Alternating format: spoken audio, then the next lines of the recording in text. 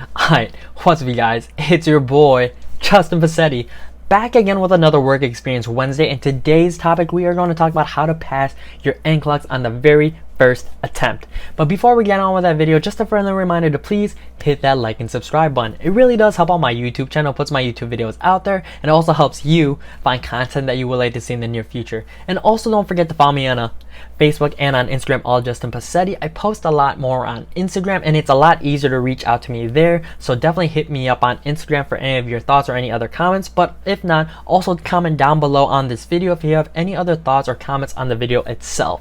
So here we go. We're going to begin with when I graduated. We're definitely going to put my thoughts and my recommendations and my overall experiences when it comes to doing my own NCLEX. So for reference, I graduated around beginning of May 2018, like early May, maybe like May 4th, something like that.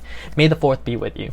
But yeah, going on to when I actually took my exam, my NCLEX exam, I did take it around the end of July. So like July 28, 31, something like that. So like May to June, June to July. So like almost about 2.5 months preparing for this NCLEX. I was not working in between that summer. Actually, I was kind of like registry, so like as needed as a CNA throughout the summer. So then I would do that, and then I would also work out, spend time with friends, but mostly just crunching and studying, preparing myself for my licensing exam.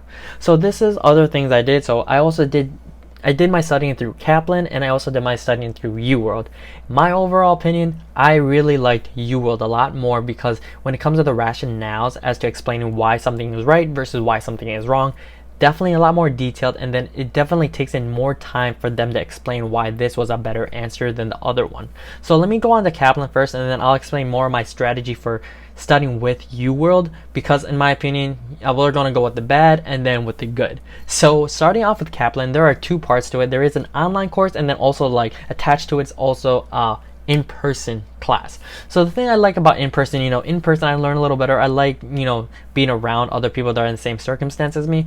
But when in terms of like when it comes to the selections as to answers, they didn't really explain the answers as too much when it comes to the instructor telling us why this was wrong versus right. Sometimes the answers just didn't seem right in my opinion, or at least the way it was explained. Same thing with the online Kaplan course. You would have you would select your answers, and then when you're reviewing it, it'll just say this is the right answer.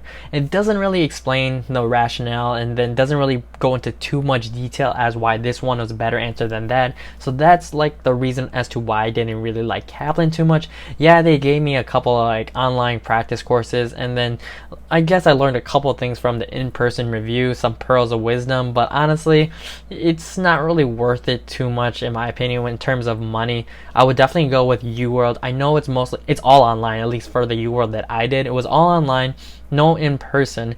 It was definitely a lot better because, like I said earlier in this video, you do learn a lot more from the rationales from UWorld because they do take the time to explain as to why one answer is better than the other. And then going on to breaking down the better way, or my personal experience as to how I passed UWorld on my first, or passing the NCLEX on my first attempt, was that I did have habitual schedule in terms of how to study for this exam. So things I did was to boost my momentum, because honestly this was definitely mentally draining. Honestly, UWorld was definitely mentally draining, but not only that, also but like the idea of passing your exam and then maybe the thought of not passing. So definitely take out those negative thoughts. You will pass on your first attempt. You will do great as long as you're able to stay consistent with your study habits, and also you gotta have a little belief in yourself that you're meant for greatness. So here we go. My little breakdown of how I did it was always warm up with mini quizzes. Don't go into a big 75 question practice exam. There may be a baseline so that UWorld can understand where you're currently at. You obviously follow the guides of how to improve yourself. You'll follow the instructions on what they want, but in terms of mini quizzes, how to warm up your brain, definitely do a couple 5 to 10 questions filled mini quizzes so that you can warm up your brain, get your thoughts running. But then also make sure that you're taking these big exams. When I say big exams, I mean like a practice real exam. So the most you can really do is 75 questions. When in terms of topics, they'll give you a bunch of topics because nursing is very broad. Select all of them. Select all the topics, select 75 questions for your big exam, and then sit and actually do the exam as if you're sitting in a real NCLEX situation. From there, because you're training your body mentally and physically to sit down and then practice these exams as if it's the real deal. It definitely helps, in my opinion. That's just how I thought about it. Like I said, also practice the type of setting that you're going to be in. So do not get up, do not go to the bathroom in between. Like, definitely train your body to be prepared for this type of exam. Sometimes I know you can take a little more than 75 questions, so this is why we're always trying to train our body and be ready for taking our NCLEX. So that's my little quick recommendation, is 5 to 10 mini questions, warm up the brain, and then you take a 75 question test, the big exam, so it's like mimicking the real exam. In terms of how many times you do it throughout the week, what I recommend is definitely taking, I would say a bunch of mini quizzes throughout the week, and then you take 1 to 2 big exams every week. Also, when you review your big exams, do it in the morning if you can, if that's just, if you're capable of. You'll be able to take your exam in the morning. You definitely look at the answers for the ones that you got wrong, and then you can briefly look over the ones that you got right. But then later in the day, definitely go back to the exam that you just took earlier in that same day, so you reinforce your mind to remember the questions that you got wrong, and then you're definitely remembering the questions that you got right, because for the most part they do apply. A lot, in my opinion, of the UWorld questions are harder than the actual NCLEX, but that's just me. That is just my opinion. I don't want you guys to thinking like, oh, UWorld's harder than the actual NCLEX because Justin said that on his YouTube video. Just a friendly reminder that that's not always the case. Some people may get different questions. Every exam is definitely different because it's all randomized. So just wanted to say a friendly reminder for that, especially when you're going into your exam. So other things that I would think as before, like planning and scheduling your exam, is, for example, everyone's different. Everyone has different parts of their lives where they're in different areas of their life. Some people are a little older, some people are a little younger. So it also depends on if you're applying for a job right away, if you got a job accepted and you need your license before. So everyone's always different. So in terms of when you're actually planning on scheduling your exam, if we're going to go with something basic, so like something simple. So like if you are completing nursing school, congrats on graduating nursing school, because that's definitely like a props in itself. Everyone should be applauded for that type of accolade. But then in terms of scheduling it really depends on when you are mentally ready. Do not change your date once you pick your date unless there's like some sort of like circumstance as to why, like in a family emergency or anything like that.